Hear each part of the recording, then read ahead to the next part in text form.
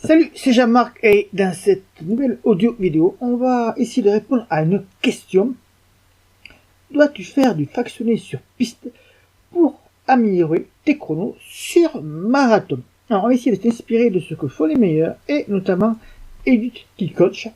Tu sais, celui qui a défrayé la chronique en descendant sur les 2 heures sur marathon, mais même si c'est beaucoup de mauvaises langues, je trouve qu'il le salisse beaucoup. Et c'est quand même le recordman du monde actuel, au moment où tu écoutes cette audio vidéo, en 2 heures, 1 minute et quelques secondes. Donc ça reste du très haut niveau, et le top niveau, je dirais, parce que c'est le meilleur actuellement. Alors, pourquoi je te parle de lui? Parce qu'il y a des membres du site néo-zélandais Sweat Elite qui ont passé plusieurs mois au sein du training camp, justement, d'Eliud Kipchoge. Et on va voir ensemble comment tu peux faire, au lieu d'aller acheter ces chaussures de running à 250 ou 350 €, celles de Nike là qui ont fait un sacré coup marketing, mais plutôt d'améliorer ta façon de t'entraîner si tu souhaites progresser.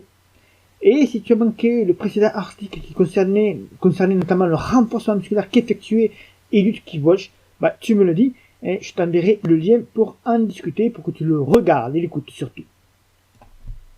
Nous allons donc nous intéresser aujourd'hui à une partie de ces entraînements, notamment du fractionné sur piste. Mais tu vas voir qu'il ne le fait pas à n'importe quelle allure. Souviens-toi que Eliud prépare des marathons et il effectue régulièrement 3 types de fractionnés sur piste. Lesquels? N'oublie pas qu'il s'entraîne également à 2000 mètres d'altitude et que sa piste est en terre. Il fait des séries de 20 x 400 mètres. Il boucle la moyenne chaque 400 mètres en 64 secondes et il prend une récupération de 55 secondes. C'est typiquement son entraînement pour travailler sa vitesse.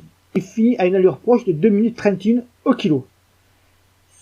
Son deuxième type de fractionné, c'est le 15 x 1 km, avec 1 minute 30 secondes de récupération entre les séries. Il effectue ces séries à une allure moyenne de 2 minutes 50 au kilo, ce qui est proche de son allure marathon. Très souvent, il commence à l'allure marathon pour finir plus rapidement sur les dernières. Et sur les dernières, il a environ une allure de 2 minutes 35 au kilo. Enfin, il y a un troisième type de fractionné qui est le 5 x 2000 plus 1000. Autrement dit, il va faire des séries de 2000 courues autour de son allure marathon, 2055, plus 1000, qui est aux alentours de 2 minutes 40 au kilo. Donc, il fait 5 x 2000 plus 1000, c'est qu'il fait des séries en tout, 2 plus 1000, 3000, 15000, il fait 15 km quoi, de fractionné dans sa série. Alors, quoi en penser? Eliud Kipchoge fait beaucoup de spécifiques autour de l'allure marathon. Et c'est souvent ce que je te conseille. Choisir un objectif et faire du spécifique.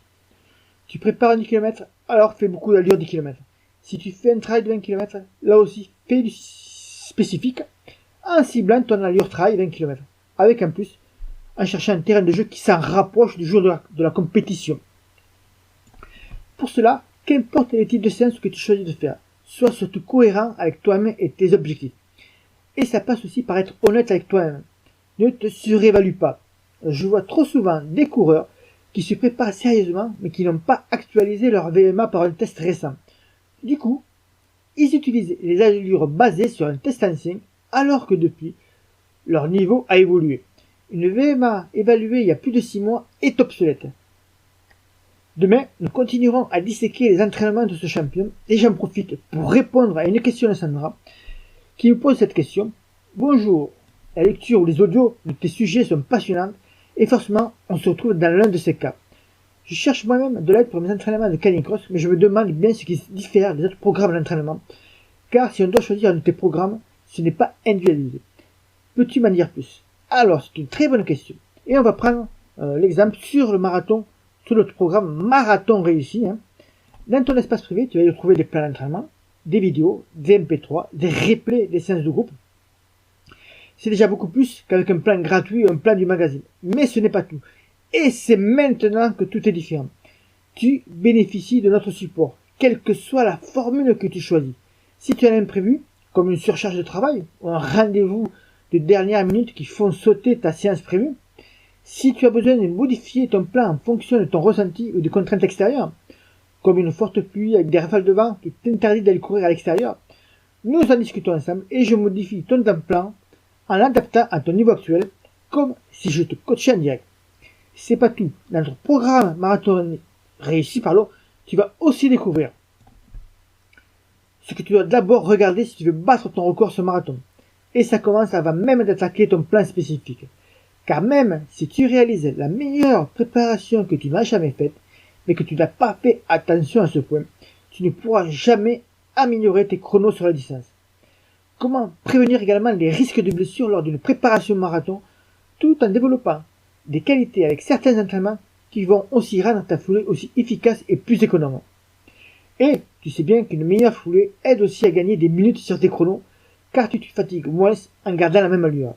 Enfin, tu verras aussi sur quoi tu peux t'appuyer pendant ta course pour réguler ton allure, tout en adoptant un tempo régulier qui te placera dans une bonne disposition pour un finish épatant.